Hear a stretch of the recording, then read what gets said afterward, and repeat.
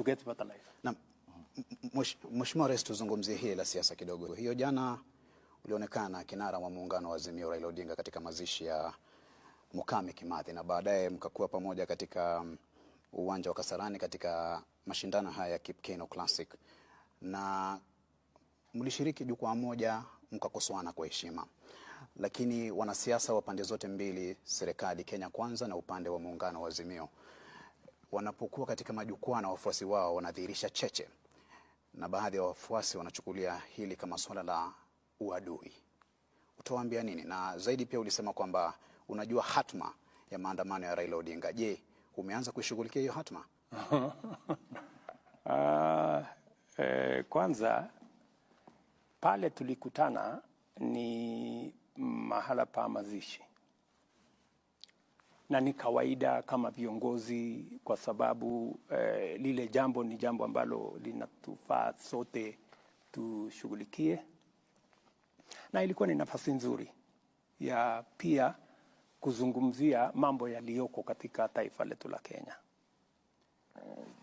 Pale kiongozi wa upinzani alisema vile aliona, akasema punda amechoka, akasema mimi siambiwi ukweli, ushuru nisipandishe, na mimi pia nikachukua muda nimueleze, na akasema ananijua, na ni kweli kwa sababu nimefanya kazi na yeye, tulikuwa pamoja katika chama. Pia nikachukua hiyo nafasi kusema pia vile ananijua na mimi namuelewa. Pia na kumsoma. Yeah. So, ikawa ni nafasi nzuri yeye aseme na mimi pia nikasema. Na pale pia nilipata nafasi ya kueleza wananchi wa Kenya kwamba hili propaganda, serikali hii tu kazi yake ni kuongeza ushuru, ni kuongeza ushuru.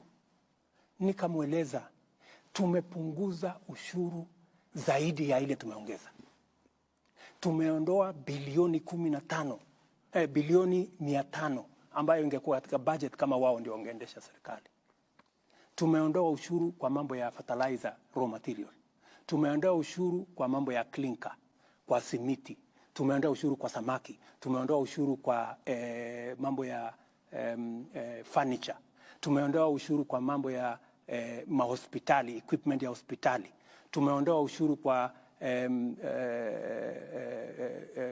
chuma na simiti, kwa sababu tunataka kukuza manufacturing yetu. Tumeondoa ushuru katika sehemu karibu 15. So sio kweli hii porojo inaendeshwa na wenzetu wa upinzani wakisaidiwa na vyombo vya habari kwamba serikali hii inaendesha tu mambo ya kuongeza ushuru.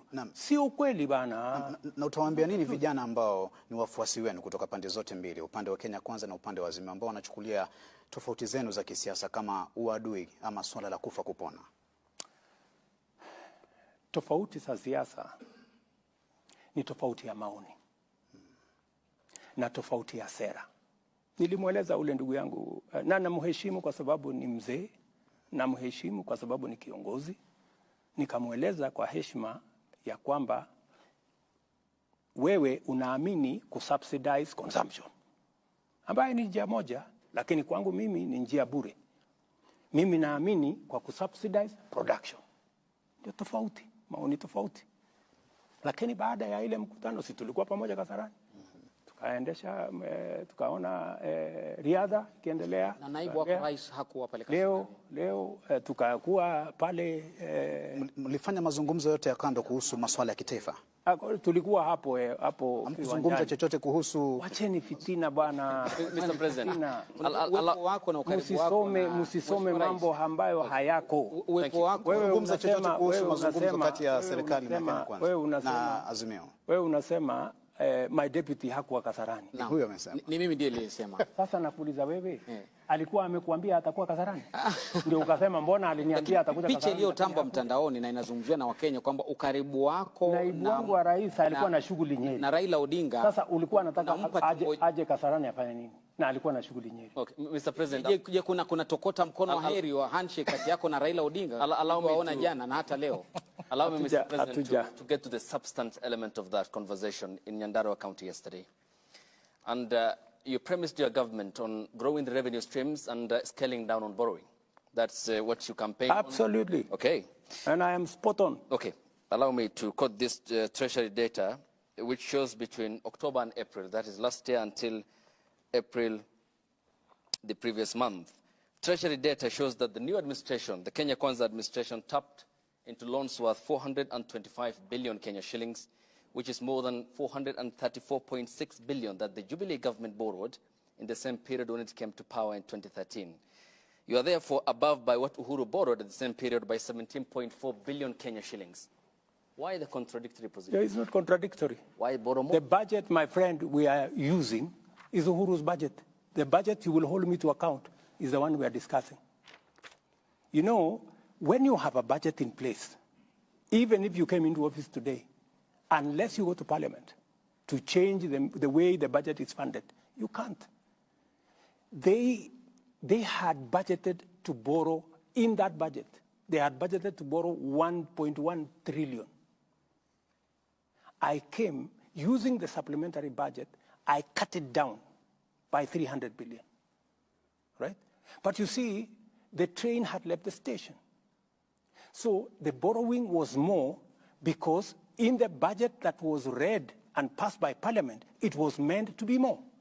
All I did is that it wasn't as big as they had anticipated. They had actually wanted to borrow 1.1 trillion. Your Excellency, which I cut down. Budget deficits as at June last year for the current financial year, the budget deficit that had been approved by Parliament was 833 billion shillings. Of course, the Uhuru administration was there. That was a false number, because when we came into office, we found that they had not factored about